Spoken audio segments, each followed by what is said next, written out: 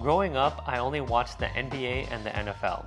I didn't really watch soccer, and it wasn't until college where my friend really got me into soccer. And that's when he told me about the treble.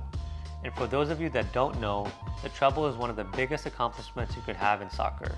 To win the treble, you have to win 3 different championships. The first one is the domestic league championship. To win that one, you have to have the best record in the league. So if you're a team in Spain, you have to win La Liga, or if you're a team in England, you have to win the English Premier League. Then you have your domestic cup. This is basically an in-season tournament. In England, there's the FA Cup. In Spain, there's the Copa del Rey. And then there's Champions League. And this is where the best teams in Europe play against each other. You'll have the top teams in each country face off against each other. Winning the Champions League is more prestigious than winning the EPL title, which is more prestigious than winning the FA Cup. But they're all significant accomplishments. Winning all 3 and winning the treble is extremely difficult. Manchester City just won the treble. Manchester United won the treble in the 98-99 season. Barcelona and Bayern Munich won the treble twice each. We're talking about historic clubs only accomplishing this feat 1 to 2 times in their long history. It's extremely rare.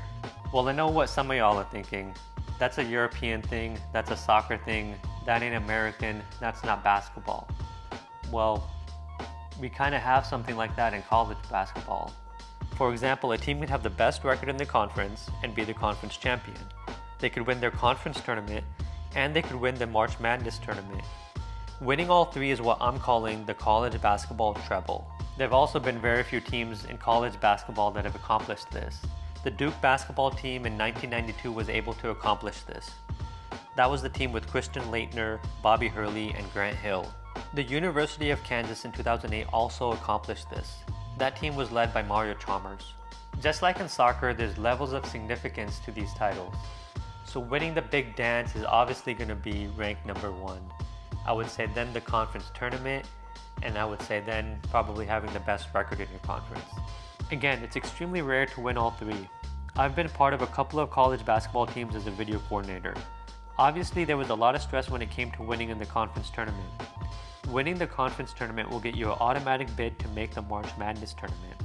Losing in the conference tournament may get you eliminated from entering the big dance, but it depends on your regular season record and the strength of the conference. In college basketball, there's about 30 games per season. That's not a lot of games, but I could tell you from experience, the teams that I've been on, we competed each and every night. It didn't matter if it was a conference game versus a non-conference game versus a tournament game. I don't think motivation should be a concern when it comes to the NBA Cup. These guys are in the NBA because they love to compete at the highest level.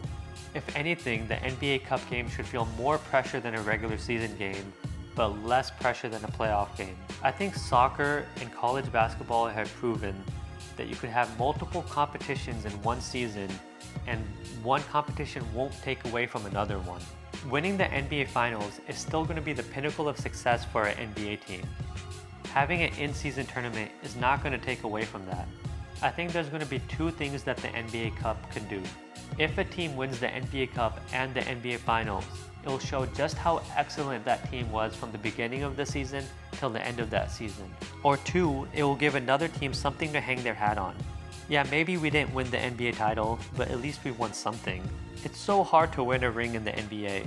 Each team starts off with a 1 in 30 chance of winning. That's a 3 1/3 chance of winning. These 10 teams have never won an NBA championship. If one of those teams won the cup this year, it would be kind of cool. Yeah, it wouldn't be the same as winning a championship, but I bet they would rather win the cup than nothing at all. I know having the best record in the NBA depends a lot on the strength of the conference, and the West again looks like it's going to be a bloodbath. But having the best record, winning the NBA Cup, and winning the NBA Finals seems pretty dope.